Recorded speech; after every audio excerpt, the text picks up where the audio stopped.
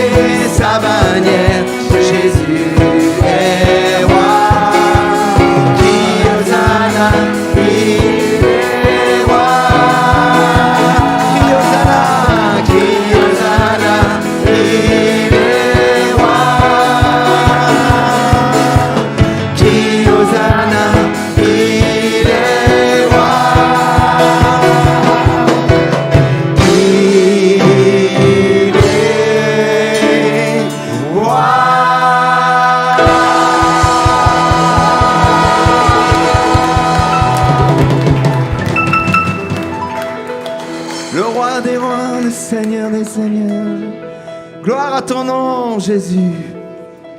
Alléluia. On veut libérer les enfants ce matin. Enfin, si vous voulez, bien sûr, hein, si vous voulez rester avec nous. Que Dieu vous bénisse, que la grâce et la paix soient sur vous. Soyez protégés, soyez encouragés ce matin dans ces écoles du dimanche. Donne la sagesse aux monitrices, aux moniteurs, tu les bénis. Donne-leur des paroles qui viennent de ton royaume. Alléluia, nous te bénissons Seigneur de nous les avoir confiés et nous voulons te les donner à notre tour. Amen.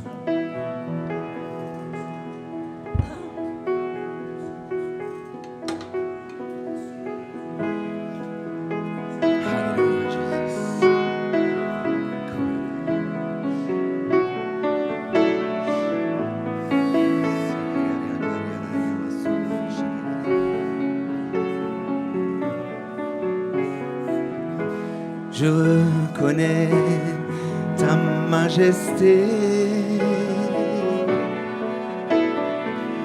Je reconnais ta royauté. El Shaddai, Dieu puissant. Je reconnais ta majesté. Je reconnais ta royauté. El Shaddai,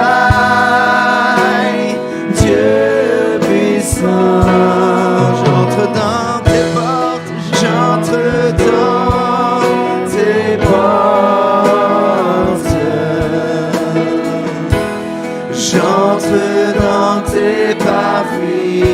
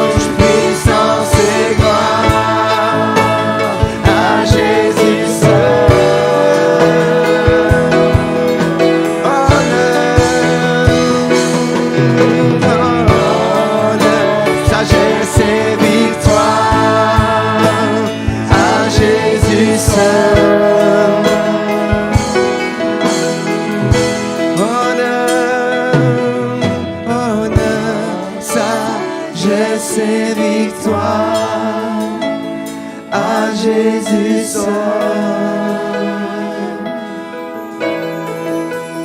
Louange, louange, louange, puissance et gloire à Jésus seul. Chantons encore louange à Jésus seul. Louange, puissance et gloire à Jésus seul. Tu ne partages pas ta gloire, Seigneur Jésus. Louange, puissance et gloire à Jésus seul. À Jésus seul, à Jésus seul.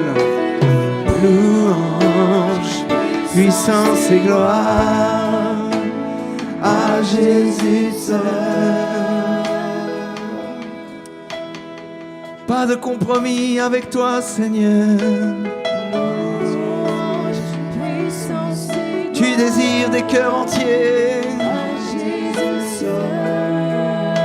Tu désires des cœurs entiers pour t'adorer. Louange, puissance et gloire à Jésus seul. Alléluia.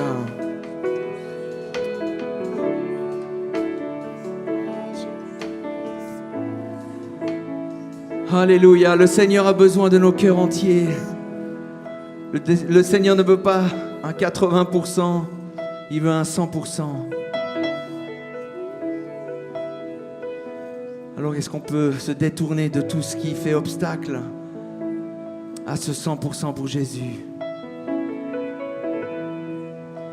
Seigneur nous appelle à tout donner, à tout lui remettre. Ne confions pas en nous-mêmes. Il veut nous épurer. Il veut transformer nos vies. Laissons-le agir au plus profond de nous. Oh, laissons-le ôter toutes les mauvaises motivations. Laissons-le purifier nos cœurs ce matin. Si le Seigneur met le doigt sur quelque chose dans ta vie, que tu puisses le confesser avant de prendre cette sainte scène, cette table. Le Seigneur veut nous purifier.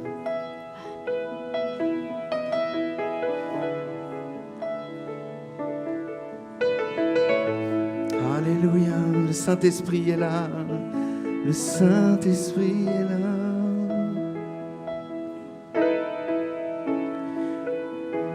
Alléluia.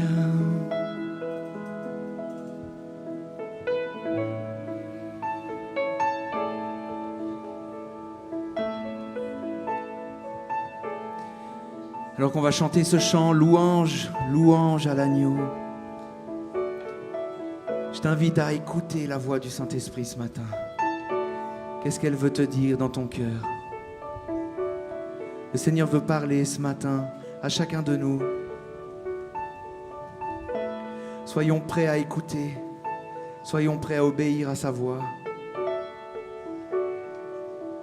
Il connaît tout de nos vies, il connaît nos cœurs.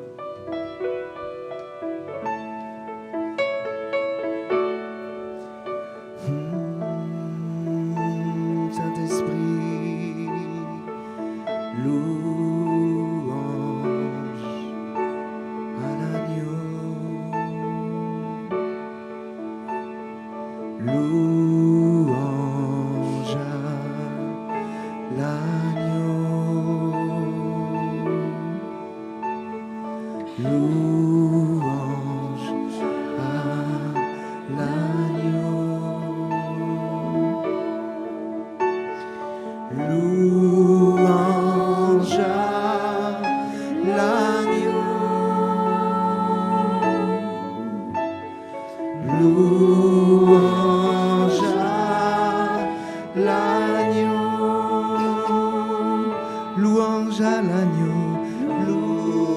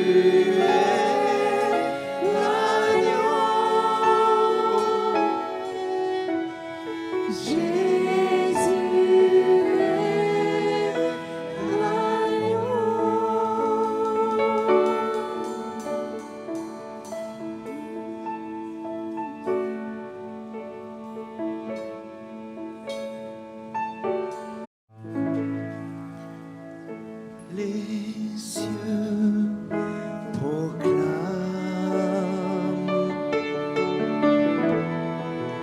la gloire du ressuscité. Rien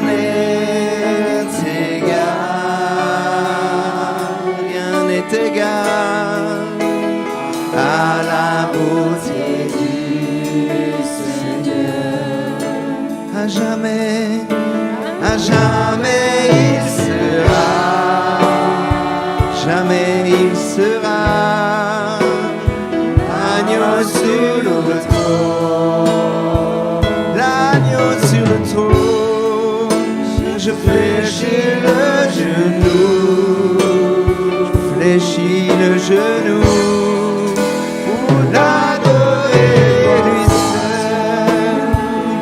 À jamais, à jamais, à jamais il sera, jamais il sera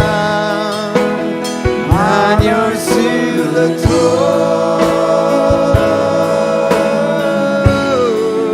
Je fléchis le genou, je fléchis le genou pour l'adorer lui seul. Je veux chanter, je veux chanter la gloire du ressuscité,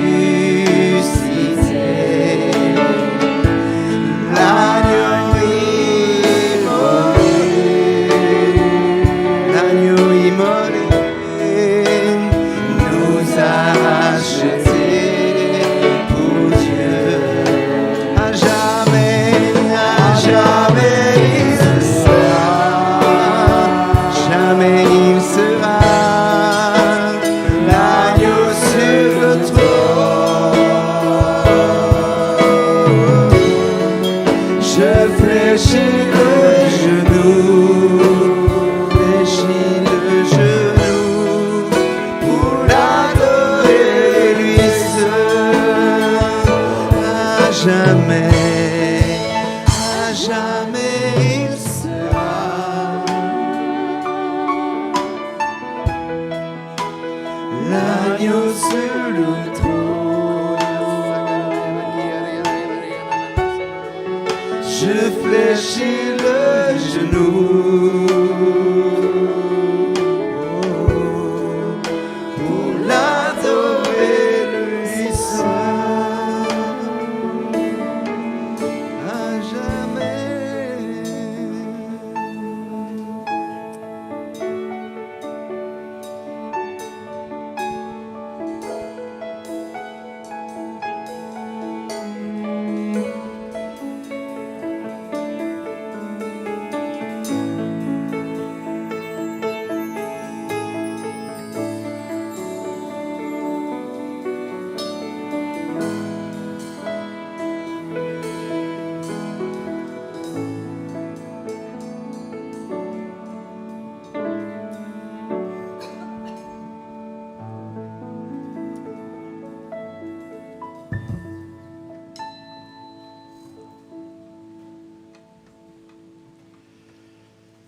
Oh, merci.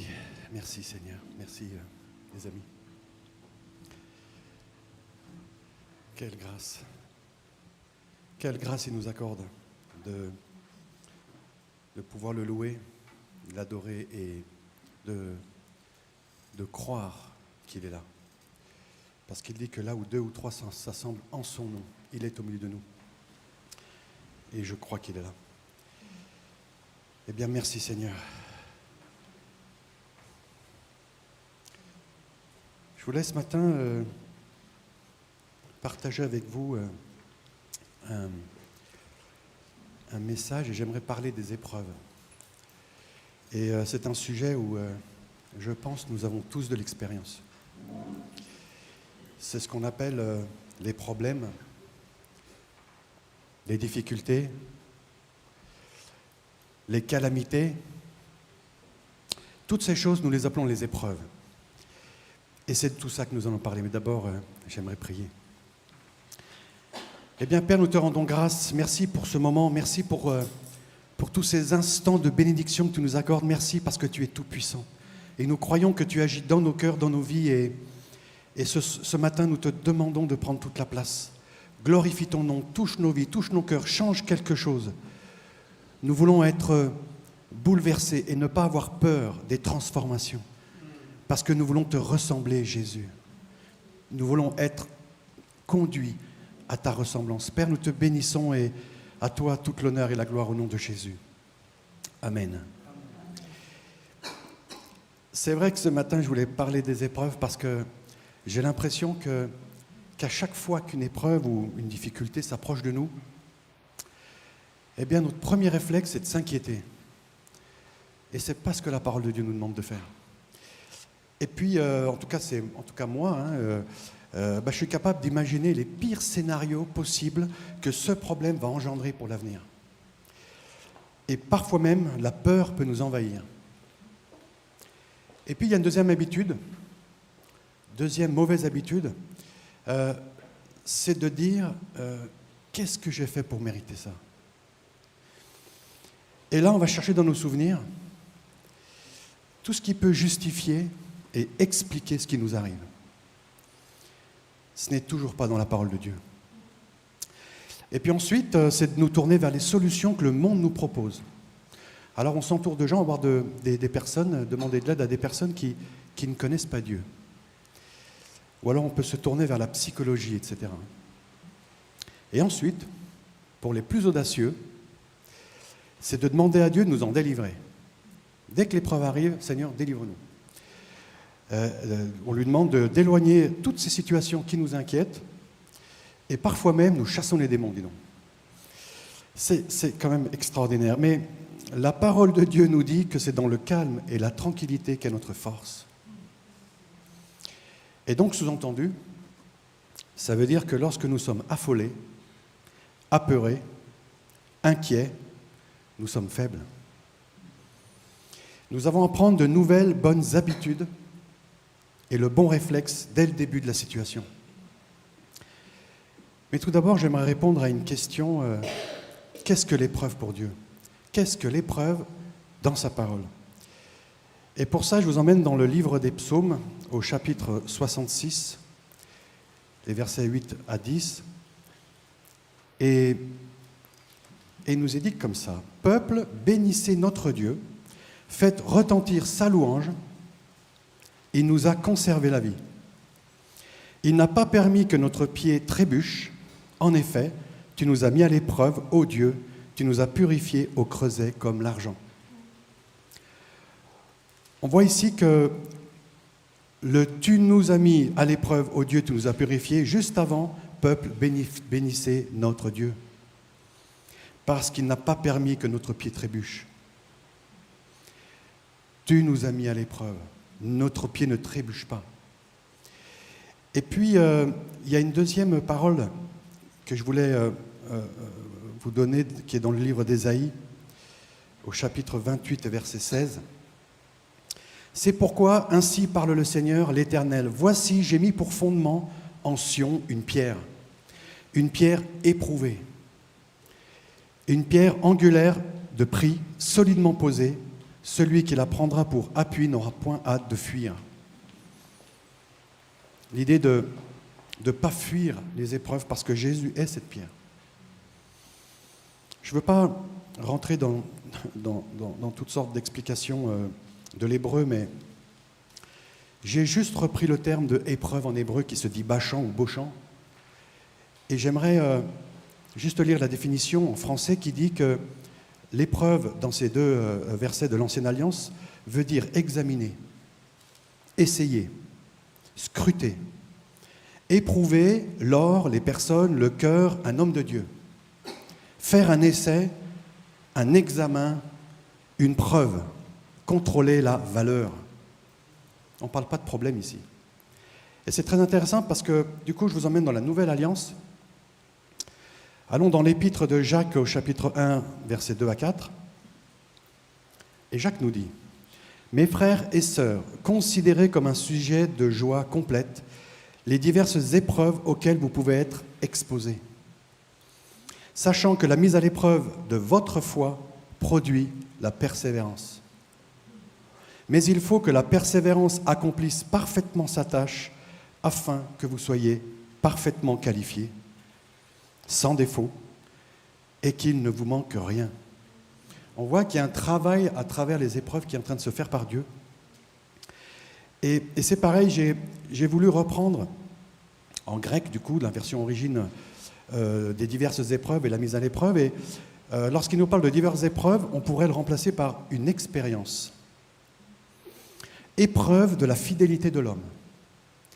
Et puis le deuxième, la mise à l'épreuve de votre foi. Alors le terme c'est dokimion, mais ça veut dire la preuve, ce par quoi une chose est éprouvée, un contrôle de la valeur. Alors c'est intéressant, j'aimerais relire ce verset, mais avec ces mots-là, qui nous dit « Mes frères et sœurs, considérez comme un sujet de joie complète les diverses expériences auxquelles vous pouvez être exposés, sachant que la mise au contrôle de la valeur de votre foi produit la persévérance. Et la persévérance accomplit sa tâche. » Alors c'est très intéressant, nous voyons ici qu'une épreuve, selon Dieu, n'est pas un problème. Ce n'est pas une calamité ou une difficulté ou même un danger.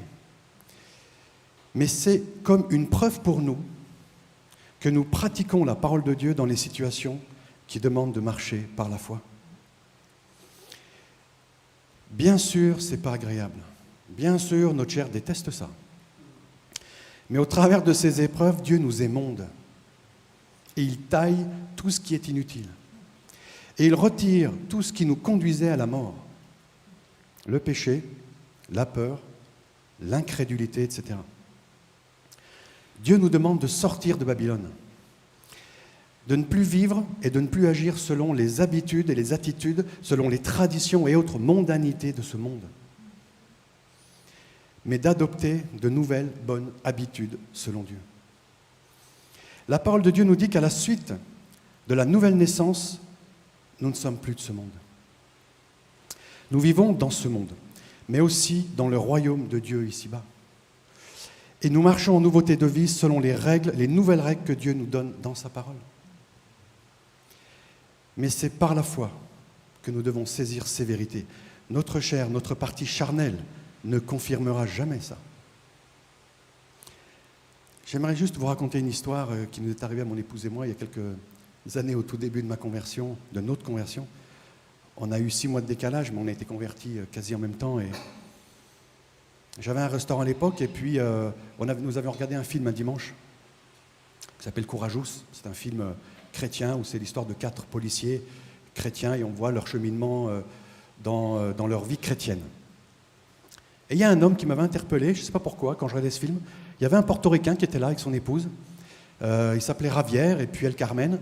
Et puis tout le long du film, on voit que c'était un homme pieux, il croit en Dieu, mais on voit toutes ces épreuves qu'il traversait, toutes ces difficultés. Et moi, je me rappelle, je suis jeune converti, je regardais ça, je me disais, waouh, Seigneur, il est là, il prie, il cherche. Mais tout le long du film, on voit la grâce de Dieu. Et on voit que Dieu intervient. Et ce qui est extraordinaire, c'est que le lendemain, je vais au travail, j'avais un restaurant à l'époque, et il y avait une personne, un salarié, un employé qui ne vient pas travailler. Et je ne vous cache pas que j'étais en panique. Parce qu'à midi, les clients arrivaient, il y avait pas mal de monde et il manquait une personne. Et je me rappelle juste que j'ai fait cette prière simple, j'étais jeune converti, et j'ai juste demandé à Dieu son aide. Père, aide-moi, comment je fais à midi? Et j'ai pris tous les documents, tous les curriculum vitae, j'ai fouillé, je voyais personne. J'ai donné 2-3 coups de fil, non. Et là, je panique encore plus. Et à un moment donné, je pose tout, j'abandonne et je dis, Seigneur, je vais me débrouiller.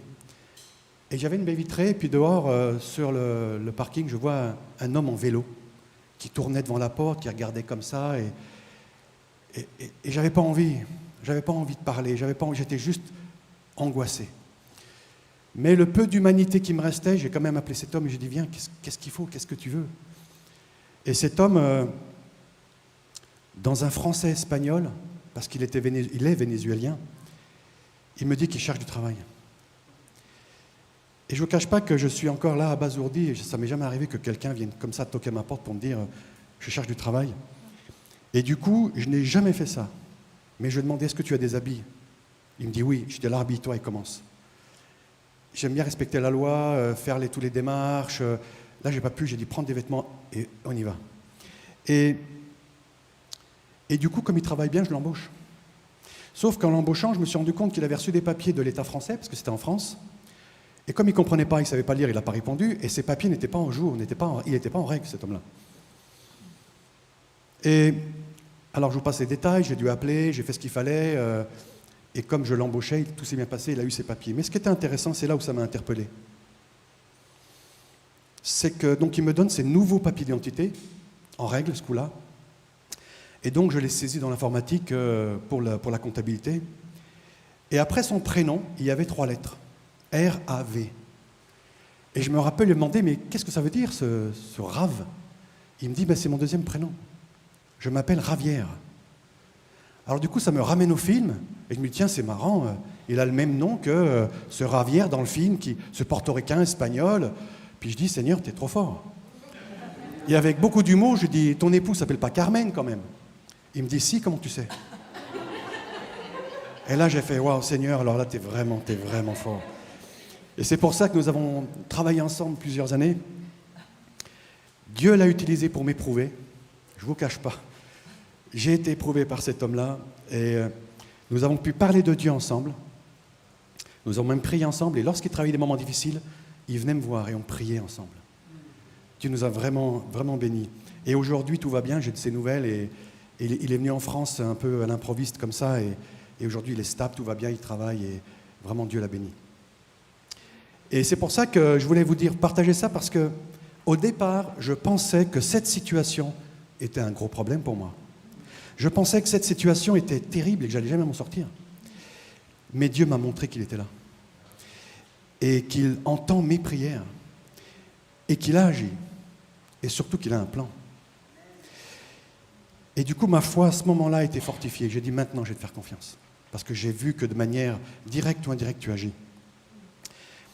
Mais du coup, concernant les épreuves, il y a une autre question qu'on peut se poser. Où chercher la bonne attitude selon Dieu? C'est quoi la bonne attitude selon Dieu? Alors, je vous emmène dans l'épître de Jacques, au chapitre 1, des versets 23 à 25. Et Dieu nous dit à travers Jacques, « En effet, si quelqu'un écoute la parole et ne la met pas en pratique, il ressemble à un homme qui regarde son visage dans un miroir et qui, après s'être observé, s'en va et oublie aussitôt comment il était. Mais celui qui a plongé les regards dans la loi parfaite, la loi de la liberté, et qui a persévéré, celui qui n'a pas oublié ce qu'il a entendu, mais qui se met au travail, celui-là sera heureux dans son activité. Celui-là sera heureux dans son activité. Et ce qui est extraordinaire, c'est que Dieu nous invite à écouter sa parole et la mettre en pratique. La mettre en pratique. Et il nous dit que nous voyons notre vrai visage, notre vrai nous dans sa parole. Mais si nous ne mettons pas sa parole en action, nous oublions qui nous sommes. Et du coup, je pense que nous ne comprenons pas les situations qui nous arrivent. Et nous ne sommes pas différents des gens du monde, qui eux s'inquiètent de ce qu'ils vont manger, de comment ils vont s'habiller, et ainsi de suite. Dieu nous dit que celui qui a plongé son regard dans la loi parfaite, la loi de la liberté, et qui persévère, celui-là sera heureux dans son activité. D'ailleurs, je pense que la loi parfaite, c'est cette loi royale qui nous est décrite dans l'Épître aux Romains, chapitre 13, versets 8 et 10, qui nous dit « Ne devez rien à personne, si ce n'est de vous aimer les uns les autres. Car celui qui aime les autres a accompli la loi. L'amour ne fait pas de mal au prochain. L'amour est donc l'accomplissement de la loi. » Alors du coup, la bonne habitude, ou une partie, mais la bonne habitude est que lorsqu'une mauvaise nouvelle nous arrive, en premier, nous devons faire confiance à Dieu. En deuxième, nous devons agir comme la parole de Dieu nous dit de faire. Et en trois, le faire avec amour. Amour pour l'autre, et on parle de cet amour agapé, cet amour de Dieu, cet amour inconditionnel. Pas celui qui nous arrange, ou pas celui qui nous donne un retour. Et du coup, lorsque nous traversons une épreuve, et la parole de Dieu nous affirme que nous en traverserons, nous devons rester calmes, faire confiance à Jésus et croire avec foi que tout va bien finir. Nous avons même le droit d'être heureux, nous dit la parole, des temps que nous passons dans l'épreuve. Alors, pas de l'épreuve elle-même, mais des fruits que l'épreuve nous permet de porter. Parce que nous utilisons notre foi dans ces temps-là. Et je pense que ce sont ces fruits-là qui demeurent. La parole de Dieu nous dit que rien ne peut nous séparer de l'amour de Christ. Que dans tout cela, nous sommes plus que vainqueurs, grâce à lui, celui qui nous a aimés. Plus que vainqueurs, nous en avons parlé tout à l'heure. Et je me rappelle avoir demandé à Dieu, qu'est-ce que ça signifie d'être plus que vainqueur? Je ne cache pas que je pose des questions parce que je ne comprenais pas tout. Alors je sais ce que c'est qu'un vainqueur. Un vainqueur, il est au départ de quelque chose, on est plusieurs, on court, et le plus fort, il gagne. Mais être plus que vainqueur, qu'est-ce que ça veut dire? Eh bien, j'ai eu cette image intéressante. Et lorsque nous sommes au départ d'une course, au départ d'un défi à relever, tout le monde est là, avec nous, sur la ligne de départ, pour faire la course avec nous, et parfois même pour nous distraire, pour nous mettre des obstacles. Dans le sport, ça peut arriver. Mais nous, j'ai eu cette image que nous, au départ de la course, nous avons déjà la couronne. Nous avons déjà la médaille, et nous sommes déjà vainqueurs avant même de commencer la course. Non pas parce que nous sommes les meilleurs, mais parce que Christ nous a acquis la victoire. Et je pense que nous devons croire ça. Dès le départ, nous savons que nous avons la victoire. C'est pour ça que toute la gloire lui soit rendue. Parce que ce n'est pas nos œuvres, c'est lui qui a tout accompli. Je me rappelle aussi de cette fois où j'avais encore ce restaurant était en cours de fermer, j'ai fait une faillite. Et je me rappelle qu'un soir, j'ai eu quelques clients et ils m'ont payé, puis ils sont partis. Et j'éteins les lumières, je suis tout seul dans mon restaurant, j'ai mon bureau qui est allumé, et mon bureau, une petite lampe sur mon bureau comme ça. Et comme d'habitude, je mettais les cartes bleues, tout ce qui était payé en carte bleue sur le compte de la banque, je faisais les papiers, tout ce qui était les chèques, et puis il y avait des espèces.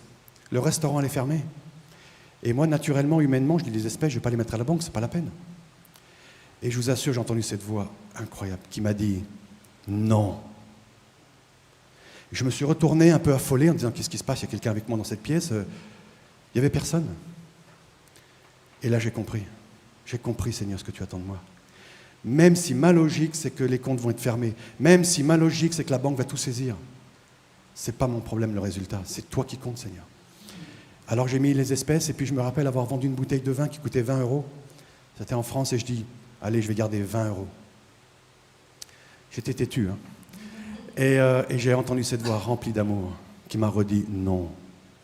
Et là, j'ai tout posé, je dis, ok, Seigneur, j'ai compris, je te donne tout. J'ai compris à ce moment-là, parce que ça, je l'ai vu après, que chaque fois que j'obéis à Dieu et à sa parole, je suis béni. Amen. Je suis béni. Parce que j'ai fait le bon choix, et parce que je me suis appuyé sur sa parole, et parce que j'ai marché par la foi. Et la parole de Dieu nous dit de ne pas être étonné des épreuves qui nous arrivent. Alors allons dans la première épître de Pierre, au chapitre 4, et j'ai pris les versets 12 à 14 et le verset 19.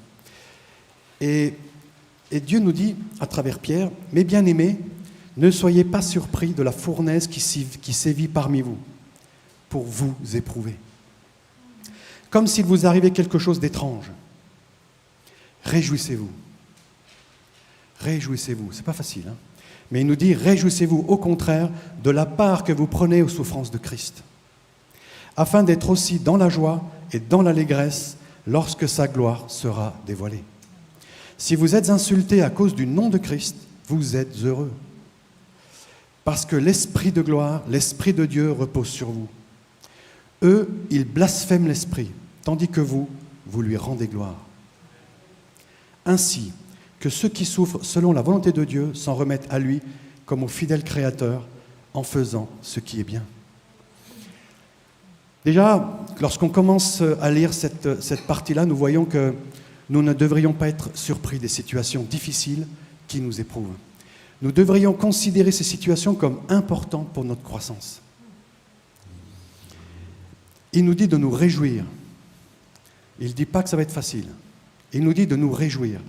Au travers de nos souffrances, nous participons aux souffrances de Christ parce que nous participons au plan de Dieu. Pourquoi ? Afin d'être dans la joie et l'allégresse. Quand ça ? Lorsque sa gloire sera dévoilée. Et nous pouvons même être insultés à cause de son nom. Et Dieu nous dit que nous sommes heureux, nous sommes bénis. Voilà ce que la parole de Dieu dit. Nous devons accepter de changer notre manière de regarder ces circonstances. Et pourquoi sommes-nous insultés ? Parce que nous n'aimons pas être insultés. Mais la parole de Dieu est claire, c'est parce que l'Esprit de gloire, l'Esprit de Dieu repose sur nous. Alléluia.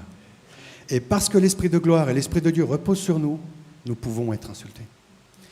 Et afin que Dieu nous invite à nous en remettre à lui, et rien qu'à lui, comme au fidèle Créateur en faisant ce qui est bien.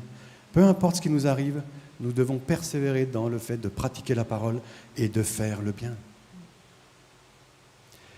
J'aimerais nous interpeller sur le fait que Dieu nous demande d'agir de manière complètement différente que le monde nous a enseigné. Nous devons croire qu'en agissant comme il est écrit, non seulement Dieu est avec nous dans le feu,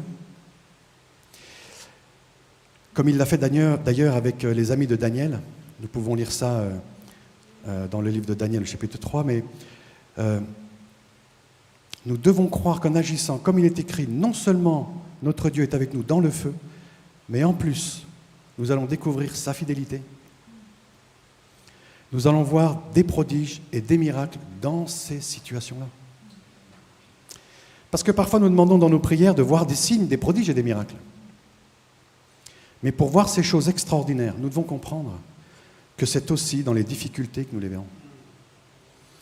J'ai l'impression que la foi qui déplace les montagnes vient à la suite des miracles qu'on vit pendant une épreuve et après chaque victoire sur l'épreuve. Parce que je pense que la foi, ce n'est pas de décider de croire que Dieu va nous délivrer ou qu'il va nous guérir quand on lui demande, parce que ça nous arrange. Bien sûr que ça nous arrange. Mais la foi, je pense que ce n'est pas tout à fait ça. La foi, pour moi, c'est un processus de croissance qui se fortifie après chaque victoire, selon les règles de Dieu, selon les règles dans sa parole. Alors du coup, j'avais une autre question. À quoi sert l'épreuve ? Et je vous emmène dans l'Épître aux Romains au chapitre 5, les versets 1 à 4. Et Dieu nous dit à travers Paul, « Ainsi donc, déclaré juste sur la base de la foi, nous avons la paix avec Dieu par l'intermédiaire de notre Seigneur Jésus-Christ. C'est aussi par son intermédiaire que nous avons accès par la foi à cette grâce, dans laquelle nous tenons ferme. Et nous plaçons notre fierté dans l'espérance de prendre part à la gloire de Dieu. Bien sûr, nous sommes fiers même de nos détresses, sachant que la détresse produit la persévérance. La persévérance produit la victoire dans l'épreuve, et la victoire dans l'épreuve produit l'espérance. Nous voyons qu'à chaque fois, il y a quelque chose qui grandit en nous, il y a quelque chose qui nous amène dans la stature de Christ. Les épreuves que nous traversons fortifient notre foi. Et marcher par la foi nous rend agréables à Dieu. Nous donne de louer Dieu et nous donne la joie car nous avons le salut de notre âme pour prix de notre foi. Et notre foi se manifeste dans les temps difficiles. Parce que lorsque tout va bien, que tout se passe comme nous le souhaitons, nous n'avons plus besoin de foi. Tout va bien. La foi n'est utile que dans les moments de pression, dans les moments difficiles, dans la tension. Vous savez, je me demande si parfois nous ne cherchons pas à fuir les épreuves parce que nous savons que là où notre cœur, notre nature charnelle, c'est là que tout ça va nous être révélé. Notre cœur et notre nature charnelle nous est révélé dans ces moments difficiles parce que quand nous agissons naturellement, des fois, ce n'est pas glorieux. on s'énerve, on maudit, on critique, et ainsi de suite. Enfin, peut-être pas vous, mais en tout cas, moi, j'étais comme ça. Mais je sais que nous n'aimons pas ça. Notre chair, elle, n'aime pas ça. Et vous savez, au début de ma conversion, lorsque je venais dans cette assemblée, j'écoutais le pasteur parler. Et parfois, qu'est-ce qui m'agaçait? Quand il parlait, quand il disait certaines choses, qu'est-ce que ça m'énervait? Eh bien, je rentrais chez moi sans rien dire. Et je demandais à Dieu, pourquoi ce qu'a dit ce pasteur à ce moment-là, pourquoi ça m'a blessé? Et pourquoi ça m'a agacé? Et Dieu m'a montré l'état de mon cœur. Et surtout, il m'a montré ce qu'il voulait changer en moi. Et j'ai bien compris que le problème, ce n'était pas le pasteur. Alors du coup, je demandais pardon, je me repentais devant Dieu. Et je lui demandais de me transformer, de changer mon cœur, de changer ces choses-là, de les arracher. C'est pour ça que je peux comprendre que lorsqu'on traverse une épreuve, on peut avoir peur. Bien sûr que je peux comprendre. On peut être inquiet. On peut même ne plus avoir d'espoir. Je peux comprendre qu'on veut essayer de gérer la situation tout seul. Mais alors, lorsqu'on agit comme ça, on ne peut pas reprocher à Dieu de ne pas agir, parce qu'on ne lui laisse pas la place. Dieu nous révèle qui nous sommes pour nous emmener à la ressemblance de son Fils bien-aimé. Mais au départ, il nous montre qui nous sommes. Il nous montre nos faiblesses. Et ensuite, il nous transforme. Et nous devons le laisser faire. Alors du coup, j'avais une autre question. C'était d'où proviennent les épreuves? Et dans le livre de Jacques, au chapitre 1, versets 12 à 15, Dieu nous répond ainsi à travers Jacques. Il nous dit « Heureux l'homme qui tient bon face à la tentation. » Et cette tentation, c'est les épreuves, c'est les problèmes, c'est nos inquiétudes. Heureux l'homme qui tient bon face à la tentation, car après avoir fait ses preuves, il recevra la couronne de vie que le Seigneur a promise à ceux qui l'aiment. Que personne, lorsqu'il est tenté, ne dise « c'est Dieu qui me tente ». Car Dieu ne peut être tenté par le mal, il ne tente lui-même personne. Mais chacun est tenté quand il est attiré et entraîné par ses propres désirs. Puis le désir, lorsqu'il est encouragé, donne naissance au péché. Et le péché, parvenu à son plein développement, a pour fruit la mort. Dans un premier temps, Dieu nous dit de tenir bon face aux épreuves. Car après avoir traversé les épreuves, nous recevons la couronne de vie que Dieu nous a promise. Dans un deuxième temps, Dieu nous dit de ne pas confondre les épreuves que nous vivons, celles qui servent à notre croissance, avec les épreuves causées par nos propres désirs, par notre désobéissance. Je pense que parfois nous faisons des mauvais choix, fondés sur nos raisonnements, notre intelligence ou même notre peur, et que ces choix nous conduisent dans des épreuves que Dieu n'a jamais voulues. Et nous empêchons Dieu d'agir parce que nous faisons obstacle à son intervention. Vous savez, quand j'ai lu la parole, j'ai vu que les Hébreux ont passé 40 ans dans le désert.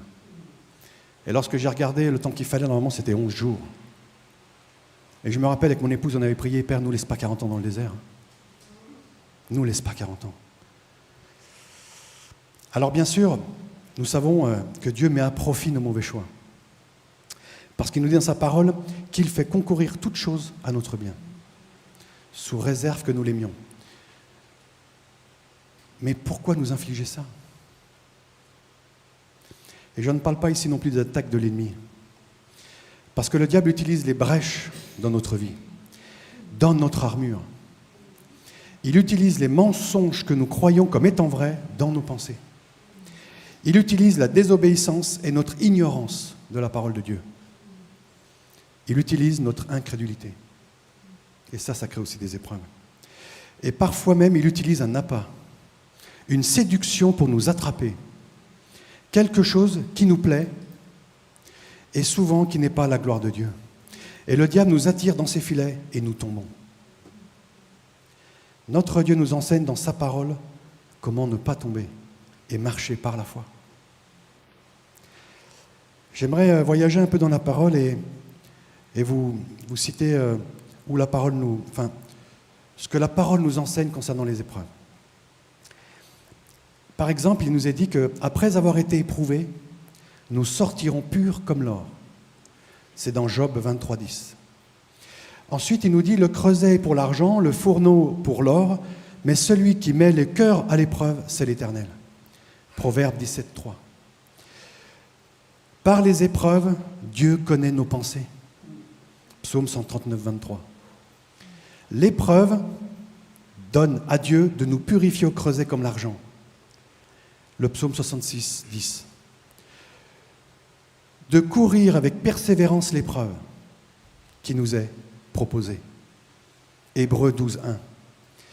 Au milieu des épreuves, nous faisons preuve d'une très grande générosité. 2 Corinthiens 8, 2. L'épreuve nous permet de confirmer qu'un diacre est apte à exercer son ministère et de voir qu'il est sans reproche. Dans 1 Timothée 3, 10. Vous savez, avant de connaître Jésus, j'avais déjà des problèmes.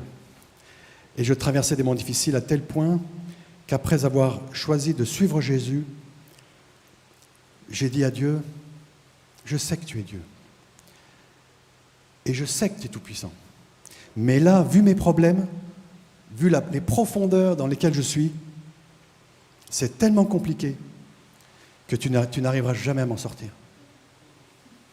Ma foi était comme ça à l'époque. Tu n'arriveras pas à m'en sortir, c'est pas possible. Tellement j'étais dans des palabres, le restaurant avait fermé, j'étais une faillite, il y avait les tribunaux, enfin, mes salariés qui m'en voulaient, enfin bref, il se passait pas mal de choses. Et je me rappelle d'avoir vu cette image, je me voyais comme dans un labyrinthe. À ce moment-là, et aucune sortie possible. Et quelles que soient les décisions que je prenais, je me retrouvais dans une voie sans issue. J'ai simplement fait cette prière. Je sais que tu m'en sortiras jamais, c'est pas possible. Tu es grand, je sais, mais pas là. Eh bien, je peux vous garantir que 6 mois plus tard, tout était réglé. 6 mois plus tard, tout était terminé. Tous mes problèmes qui me paraissaient insurmontables n'existaient plus. Quelle grâce! Et là, j'ai compris que ce Dieu est réellement tout-puissant. Et j'ai commencé à croire qu'il existe, qu'il est vivant, qu'il s'intéresse à moi, qu'il m'aime et qu'il veut me conduire dans mon quotidien. Pas que le dimanche, dans mon quotidien chaque jour. Alors j'ai voulu le connaître et j'ai commencé à lire sa parole tous les jours. C'est pour ça que je nous invite à laisser Dieu nous pétrir, à laisser Dieu nous façonner comme l'argile, accepter d'être émondé chaque jour. Dieu veut retirer de nos vies toute forme de religion. Il veut une relation intime et personnelle avec chacun d'entre nous, pas une religion. Dieu a un plan parfait pour nos vies et il utilise les épreuves pour l'accomplir, entre autres. Et il utilise ces épreuves pour fermer les brèches, parce qu'il nous montre à ce moment-là notre cœur. Parce qu'il veut nous rendre conformes une fois de plus à son Fils, Jésus-Christ, qui, lui, a toujours obéi à son Père, notre Père. Vous savez, Dieu m'a montré à travers les épreuves que j'ai connues tellement de mauvais comportements ou de mauvaises pensées que j'avais et toutes sortes de mensonges que je croyais être la vérité. Et lorsque j'ai traversé ces épreuves en acceptant les règles de Dieu, en prenant comme exemple les attitudes de Jésus ou des apôtres, avec la foi, avec la certitude que Dieu utilise ces épreuves pour me rendre meilleur, la joie m'envahissait dans ces moments-là. Et quand je recevais de mauvaises nouvelles, je disais « Gloire à ton nom, Jésus, merci Seigneur ». Alors je ne vous cache pas que mon entourage me prenait pour un dingue, mais c'est pas grave, gloire à Dieu. Et quand la joie m'envahissait, ma foi devenait de plus en plus solide. Vous savez, au début de ma conversion, Dieu m'a trouvé, j'étais dans un mariage raté depuis 20 ans. J'ai connu la faillite d'un restaurant et les banquiers me réclamaient 650 000 €. J'ai connu les tribunaux, j'ai connu l'humiliation, j'ai connu les rejets, les insultes, les trahisons, les moqueries. J'ai même connu des alliances pour m'empêcher de vendre mon restaurant. Et un jour, j'ai retrouvé ma voiture, elle avait été rayée d'un bout à l'autre. Je n'ai pas d'ennemis, enfin je n'avais pas d'ennemis connus. Mais ma voiture était rayée d'un bout à l'autre. J'ai reçu des cailloux pendant que je roulais dessus. Et même quelqu'un a uriné sur ma portière. Mais ce qu'il faut comprendre, c'est que je remercie notre Seigneur de m'avoir permis de vivre ces épreuves. Parce que ces épreuves ont changé ma vie. Et ces épreuves ont changé la destinée de mon âme. Et tous les jours, je veux le connaître un peu plus. Tous les jours, je cherche sa face. Tous les jours, je veux le connaître. Alors du coup, pour conclure, j'aimerais nous rappeler qu'une situation qui ne nous plaît pas, que nous appelons un problème, que nous appelons une calamité, n'est pas forcément un problème à fuir ou à éviter. Ce n'est pas une punition non plus. Et ni quelqu'un qui nous en veut, ni quelqu'un qui nous veut du mal. Nous devons faire confiance à Jésus, il nous fera sortir vainqueurs de toutes les situations difficiles de notre vie quotidienne. Demandons-lui, qu'est-ce que tu veux m'apprendre? Qu'est-ce que tu veux me faire comprendre? Ou de quoi veux-tu me débarrasser dans ces temps-là? Apprenons à ne plus avoir peur, ne pas nous inquiéter et ne plus imaginer le pire. Parce que je pense que lorsque nous faisons ça, nous faisons l'œuvre du diable qui nous empêche de marcher dans le chemin que Dieu nous a préparé. Et surtout, ne pas utiliser les armes charnelles pour gérer les épreuves. Nous devons croire que tout va bien se finir, que Dieu est là, avec nous, dans le feu. Qu'il va nous donner les capacités nécessaires pour traverser ces épreuves. Il va fortifier notre foi. Nous allons porter du fruit qui demeure. Et nous allons vaincre. Nous devons croire. Peu importe ce que nous voyons. Et que toutes ces situations vont accomplir en nous des changements importants et vitaux. Toutes ces circonstances vont nous approcher de la stature de Christ. Et ce qui est extraordinaire avec notre Dieu, c'est que lorsque moi-même j'étais dans le feu, accablé, que j'avais besoin de prière, eh bien j'avais un ami qui m'appelait parfois tard le soir pour venir chez lui, parler de Dieu à ses amis et prier pour eux. Je ne vous cache pas que le soir, quand vous avez passé une journée ou une semaine remplie d'épreuves, le soir, vous n'avez pas envie de prier pour les autres. Dieu m'a montré à quel point il est extraordinaire. Et je sortais de chez moi, je me rhabillais, j'allais prier pour des gens que je ne connaissais pas, simplement parce que cet ami ne savait plus quoi faire, plus comment... Et j'ai vu des choses extraordinaires. Et j'ai appris dans ces moments-là que Dieu nous donne la capacité de traverser le feu sans dégâts, sans traumatisme et de vaincre. Et en même temps, de bénir ceux qui nous entourent.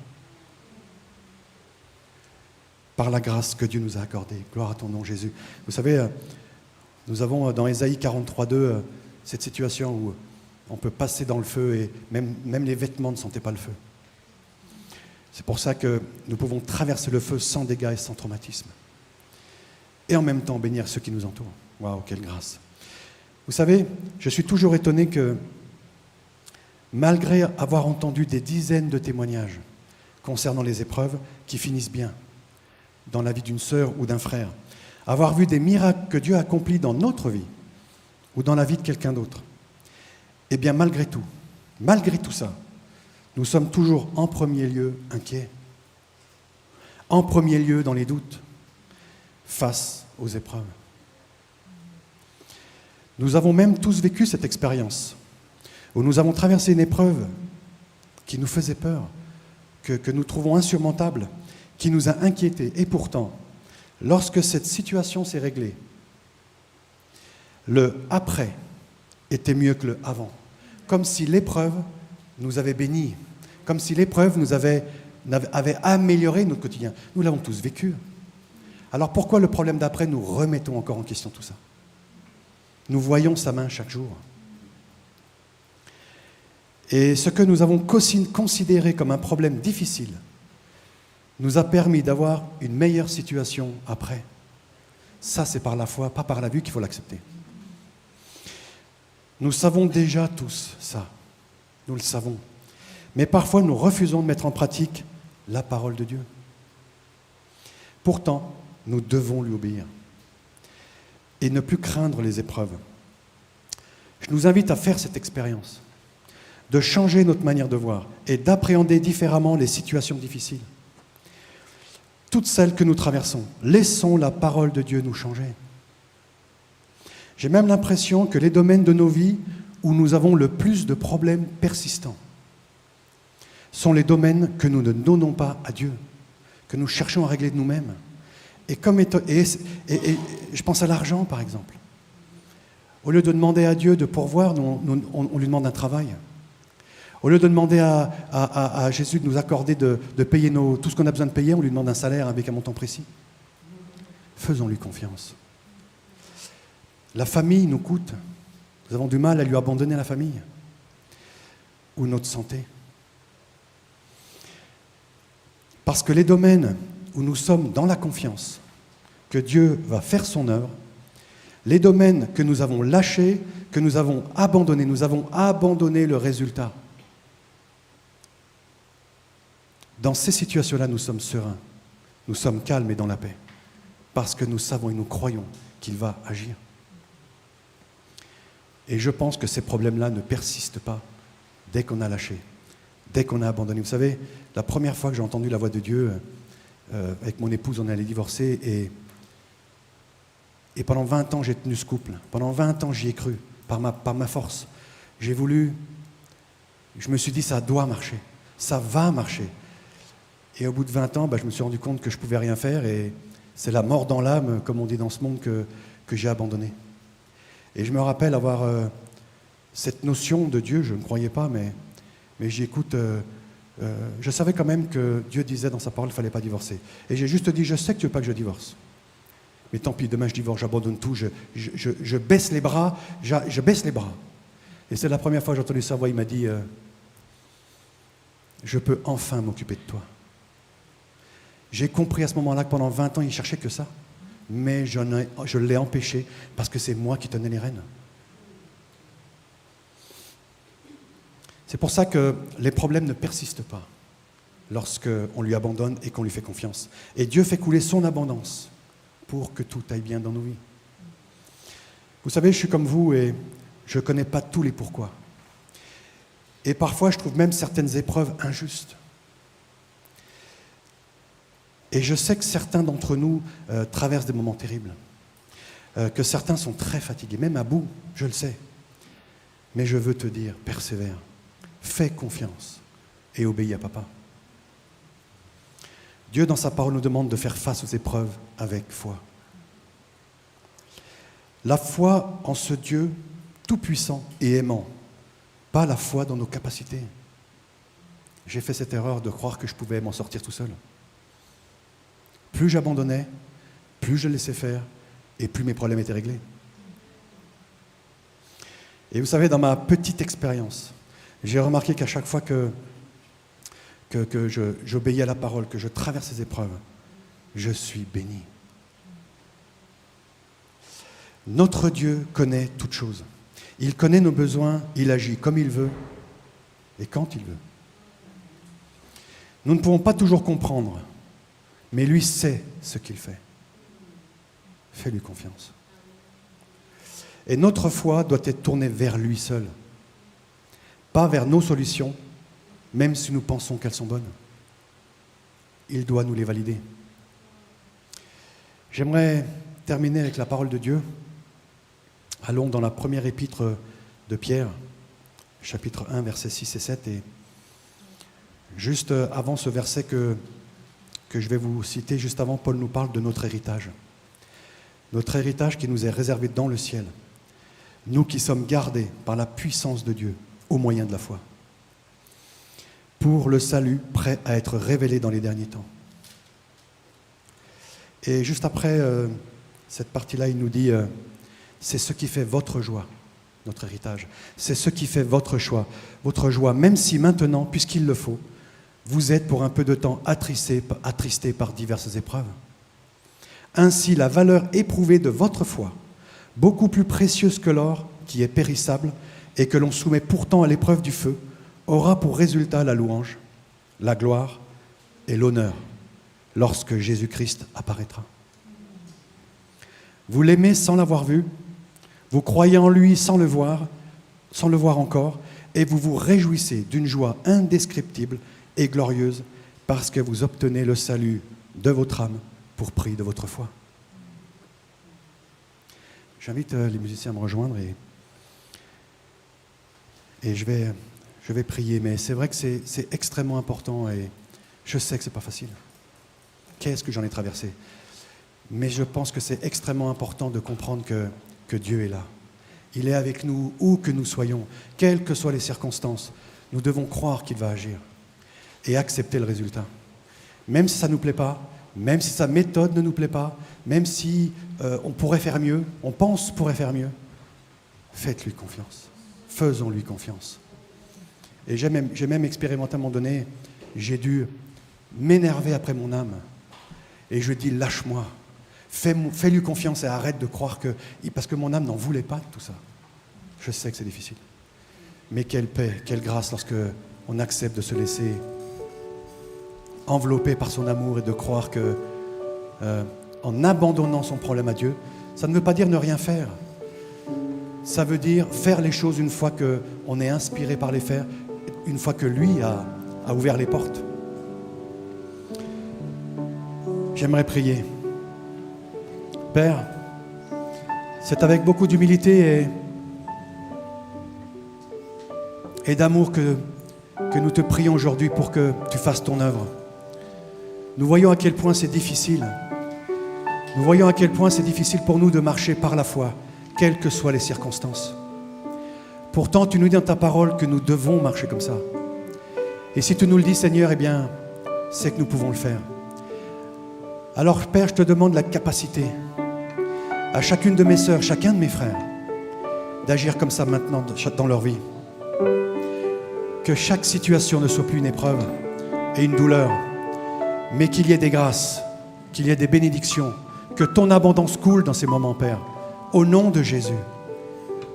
Glorifie ton nom dans nos vies. Nous voulons vraiment être obéissants, Papa, et faire ce que tu nous demandes de faire. Parce que toi seul est la vérité. Toi seul sais et connais toutes les circonstances. Tu connais même notre cœur. Tu sais ce dont nous avons besoin. Père, nous te demandons de prendre toute la place. Que toute l'honneur, que toute la gloire, que toute la puissance te revienne, Père, au nom de Jésus. Amen. J'ai demandé à l'équipe de louange de nous chanter un cantique. Parce que les paroles de ce chant font écho à ce que nous venons de partager. N'oublions pas que notre Dieu a un plan parfait pour chacun d'entre nous. Nous devons lui faire confiance pour la fidélité de son amour, même si nous ne comprenons pas sa méthode. À partir d'aujourd'hui, je veux m'appuyer sur toi, Jésus. Soyez bénis.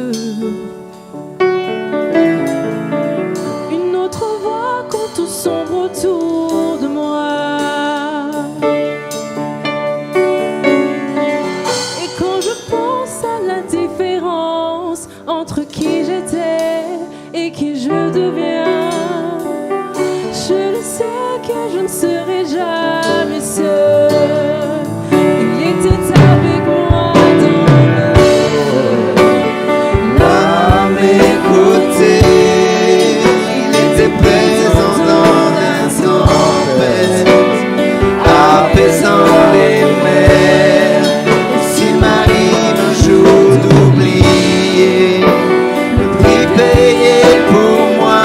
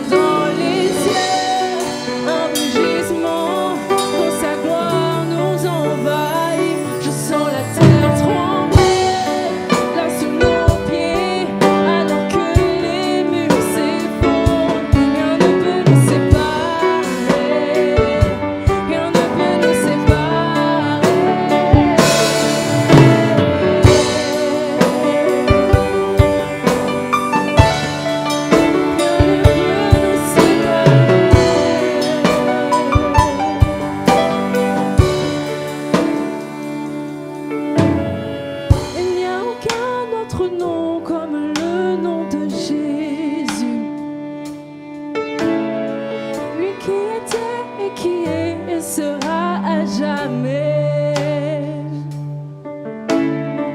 Donc peu importe ce qu'il adviendra, entre qui je suis et qui je deviens, je sais que je serai jamais seule. Il sera avec moi dans le feu, là à mes côtés. il sera Présent dans la tempête, apaisant les mers. Et s'il m'arrive un jour d'oublier ta bonté envers moi, je me réjouis même dans l'épreuve, car je sais que tu es là. Je me réjouis même dans l'épreuve, car je sais que tu es là. je me réjouirai même dans l'épreuve. Car je sais que tu es là. Car je sais que tu es là.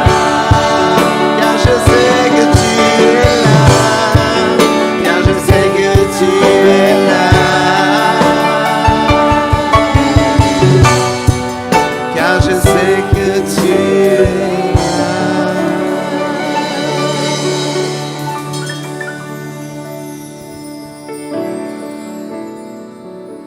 Oh, merci Seigneur.